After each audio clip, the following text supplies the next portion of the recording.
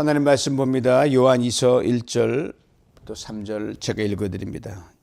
장로인 나는 택하심을 받은 부녀와 그 자녀들에게 편지하노니 내가 참으로 사랑하는 자요 나뿐 아니라 진리라는 모든 자도 그리하는 것은 우리 안에 거하여 영원히 우리와 함께할 진리로 말미암음이로다. 은혜와 긍휼과 평강이 하나님 아버지와 아버지의 아들 예수 그리스도께로부터 진리와 사랑 가운데서 우리와 함께 있으리라. 아멘. 택하심 위에 선 교회. 오늘 본문 전체가 우리로 주는 든든한 소망과 견고한 파운데이션입니다. 오늘 본문이 들어있는 요한 2서와 또 그 다음에 이어진 요한 3서는 신약 성경에서 가장 짧은 서신에 속합니다. 한 장짜리라는 것은 빌레몬서도 그렇고 유다도 한 장밖에 없거든요. 근데 분량은 이것들보다 짧습니다.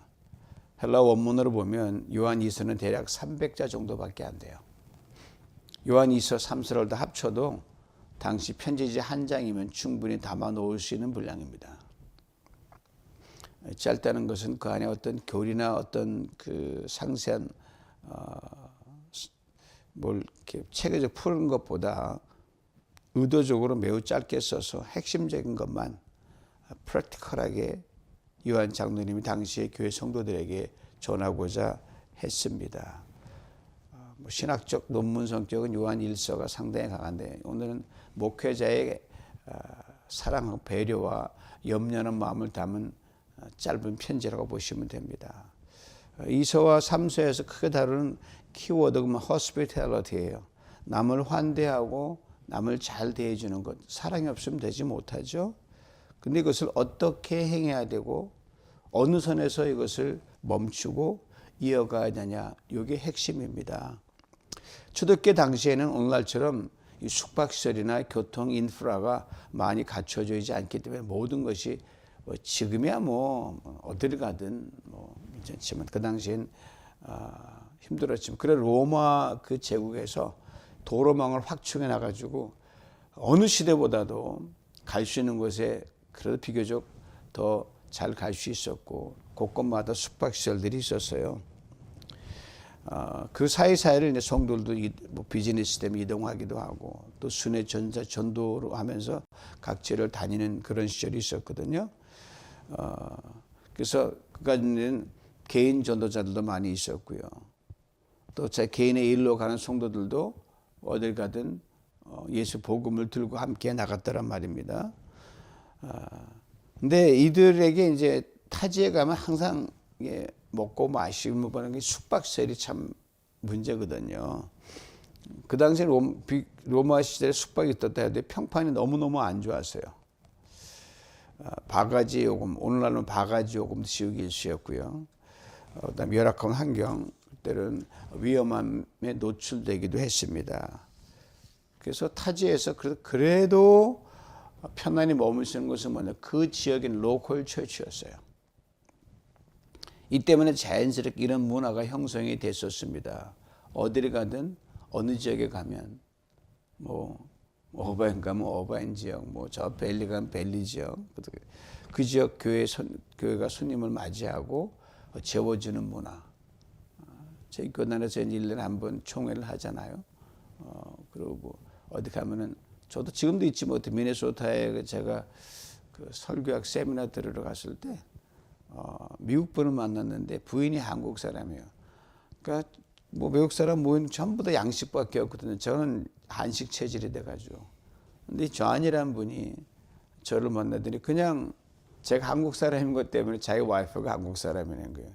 저를 자기 집에 가서 극진히 이틀인가 너 잊을 수가 없어요. 그 로컬 처치.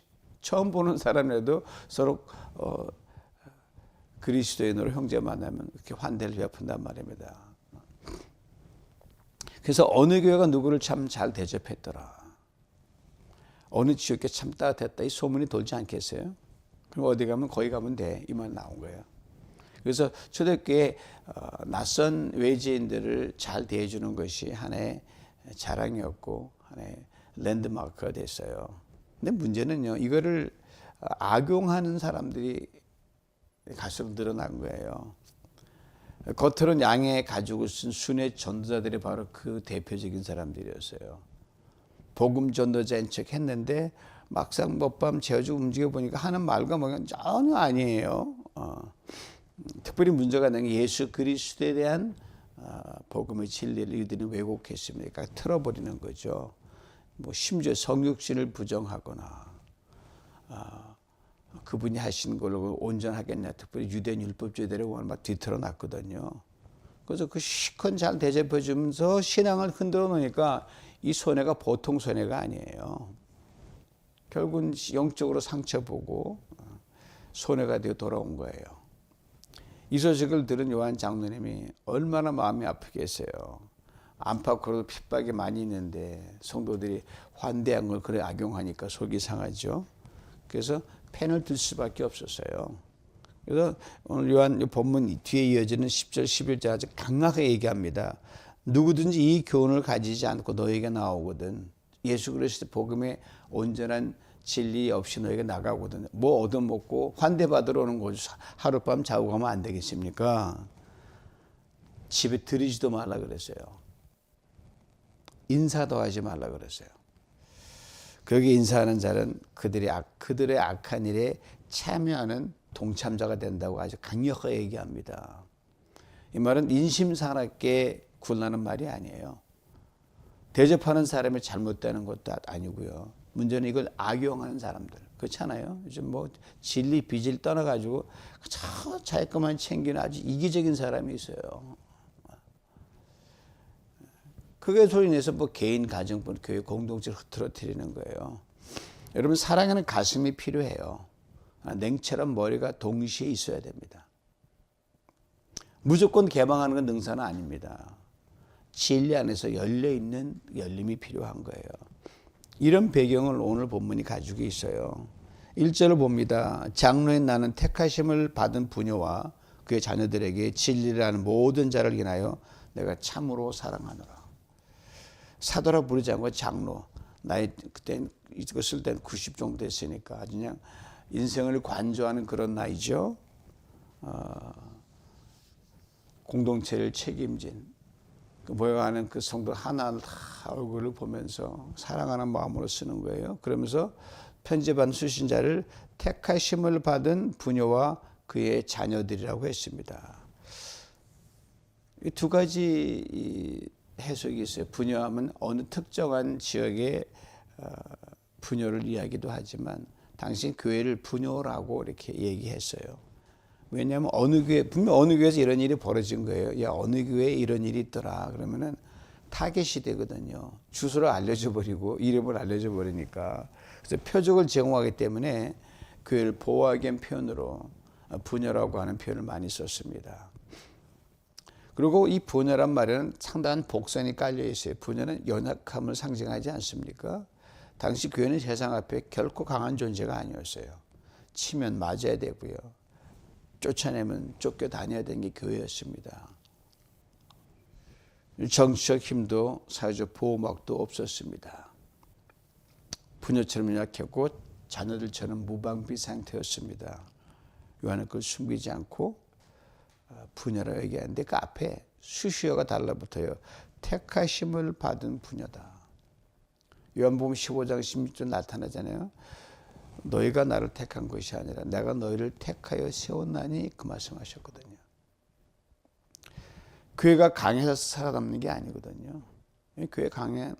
교회는 강할 수가 없어요. 강하면 오히려 부러지고 교만해지고 무너집니다. 하나님이 택하심 속에 교회가 서주고 약해도 든든히 가는 거예요. 세상 기준 연약합니다. 그래서 교회가 세상에 이 머저리티가 되면요. 그게 문제가 되는 거예요. 오늘날 교회가 마이너리티가 돼야 되는데 머저리티가 돼가지고 주도해 가는데 그거 바람직하지 않습니다.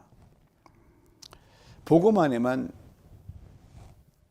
충실히 가면 되거든요. 하나님의 선택과 권능 안에서 약하지만 하나님이 세우니까 정체성을 분명히 얘기하죠. 내가 참으로 사랑한다 그랬습니다. 혼자의 마음이 아니라 요한이 기도 진리라는 모든 자를 인하여 나만 너희를 사랑하는 게 아니라 예수 그리스도 안에 그 복음 진리를 믿는 모두가 너희를 향해 같은 마음으로 너희 교회의 그 선대와 환대를 다 기억하고 같은 마음으로 너희를 향해 있다 이 말이에요. 그 당시엔 교통이 좀 발달했더라도 찾아가니 참 쉽지 않았거든요. 찾아가지 못해도 만날 수 없어도 멀리 있지만 함께 울어줄 수 있고 한 마음으로 갈 수 있다. 왜? 예수 그리스도 진리 안에 하나가 됐기 때문에. 십자가 부활의 진리에 거하는 사람은 이렇게 하나 연대가 된다. 바울이 요한 장로는 이렇게 말하죠. 요한서 1절은 이렇게 분명히 말하는 겁니다. 교회는 연약하지만 혼자가 아니다. 교회는 이런저런 도전을 받지만 결코 무너지지 않는다. 왜? 하나님이 택하셨기 때문이다. 그리스도의 피의 보혈로 값주고 샀기 때문이다. 그 다음에 2절은요, 짧지만 이 첫 편지 전체를 바치는 중심 기둥과 같은 말씀이에요. 이는 우리 안에 거하여 영원히 우리와 함께할 진리로 말미암아. 도대체 우리가 왜 이렇게 남을 환대하고 왜 이렇게 연대하고 이렇게 하느냐? 진리 때문이다. 예수 그리스도 그 진리 때문이다 이죠. 그 진리가 우리 안에 거하다. 성령 우리 안에 거했다 그랬잖아요. 이것 때문에. 그래서 말씀이 육신이 되어 요한복음에 쓰잖아요. 말씀이 육신 우리 안에 거하심에 은혜와 진리가 충만하더라 그러잖아요. 요한은 진리를 설명하려 그저 그분이 우리 가운데 계셔서 우리 역사하시니 우리 진리 안에 거한다. 그 진리만 쫓아가면 된다. 당시 교회를 흔들던 이 이단과 이 거짓 교사가 뭐냐면요.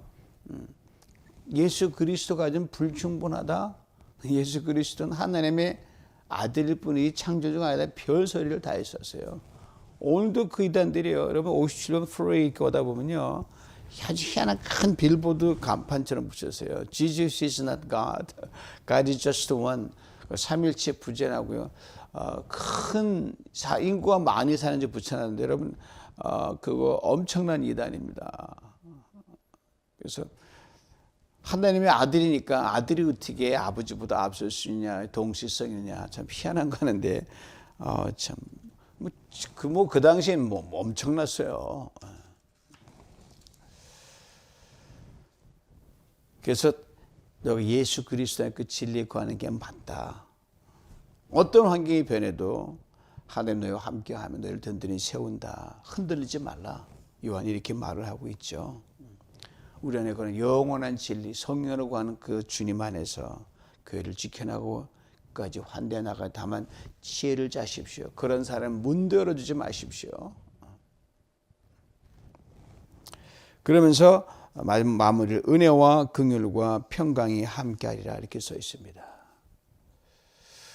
은혜와 긍휼과 평강 이렇게 마무리해서 좋은 말만 쓴 게 아니라 요 순서가 기가 막혀요. 은혜가 뭡니까? 자격 없는 자에게 주어진 하나님의 선물이 은혜죠. 구원 아닙니까? 너희가 구원받은 백성이다. 그다음에 긍휼, 연약한 자에게 기울어진 하나님의 마음입니다. 하나님의 연약함을 보시거든요. 여러분 내가 강해서 혼자 산다 이거 아니에요. 근데 약한 게 좋은 거예요. 하나님 긍휼을 입을 수 있으니까. 그다음에 평강입니다. 은혜를 입은 자에게 긍휼을 입은 자에게 하나님이 주시는 선물이 평강입니다. 요한은 자신이 요한 공동체가 어디 있는지 잘 알고 있습니다. 연약합니다. 흔들려 잘해주고도 이용당합니다.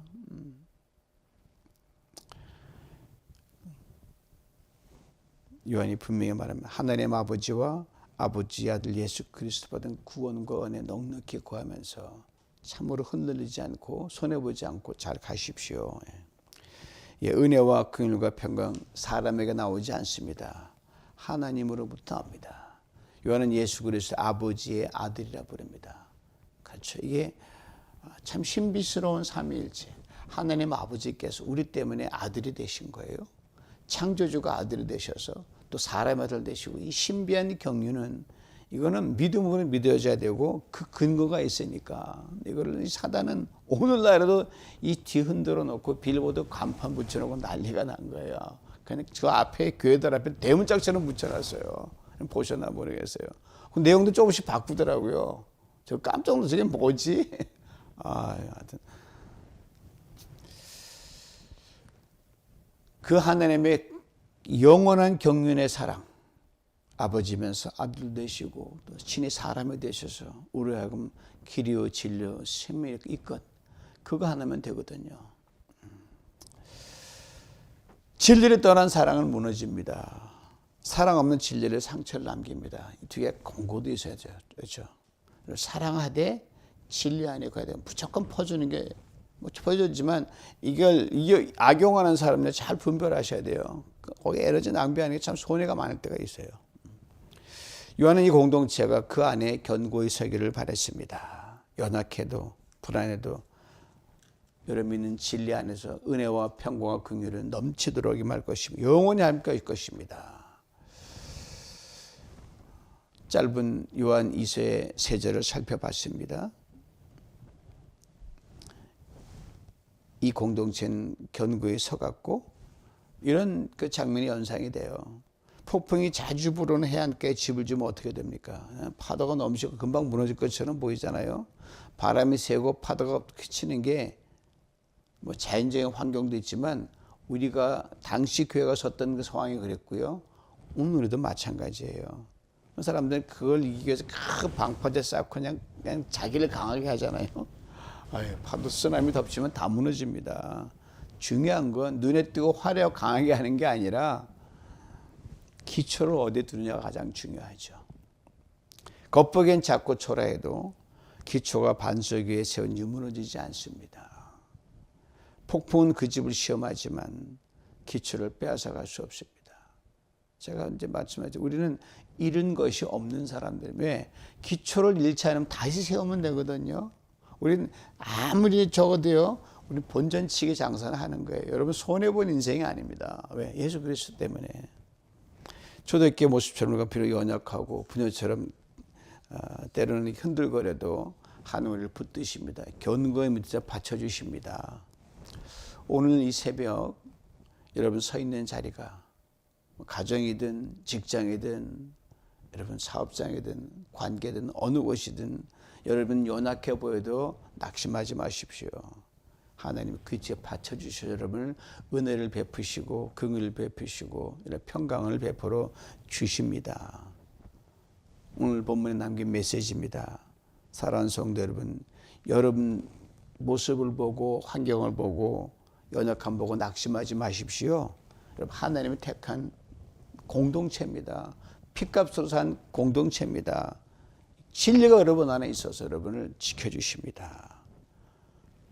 그 안에 든든히 거하여 여러분 살아가십시오. 이 말입니다. 오늘 여러분 이 복된 하루, 여러분 어떻게 우리를 인도할지 모릅니다. 아침은 잘 출발했지만 사람으로 상처받을 수도 있고 또 어떤 일로 인해 내가 낙심할 수 있지만 그 여러분 무너뜨리지 않습니다. 하나님 은혜와 평강과 하나님 긍휼이 여러분을 감싸서 이 하루를 넉넉히 이기며 복된 주일을 맞는 저 여러분 될 수 있기를 주님의 이름으로 축원합니다. 하나님 아버지, 오늘 말씀을 통해 우리가 누구인지 다시 알게 하시니 감사합니다. 연약해 보여도 주님이 택하신 공동체임을 믿습니다. 우리 안에 거하여 영원히 떠나지 않는 진리를 붙들게 하시고 성령께서 확증시켜 주시니 참으로 감사합니다. 사람의 말과 상황, 우리의 선대함을 이용하는 사람들의 상처받지 않게 하시고 하나님 우리를 지키기 위해 때로는 문을 닫을 줄 아는 냉철한 머리도 허락하여 주시옵소서. 은혜와 긍휼과 평강이 우리가 교회와 가정과 삶 가운데 충만하게 하시고 오늘 평강 가운데 은혜 가운데 긍휼 가운데 이 하루를 승리하는 사랑하는 성도님 이 공동체 전체가 되게 하여 주시옵소서. 예수님 이름으로 기도하옵나이다. 아멘.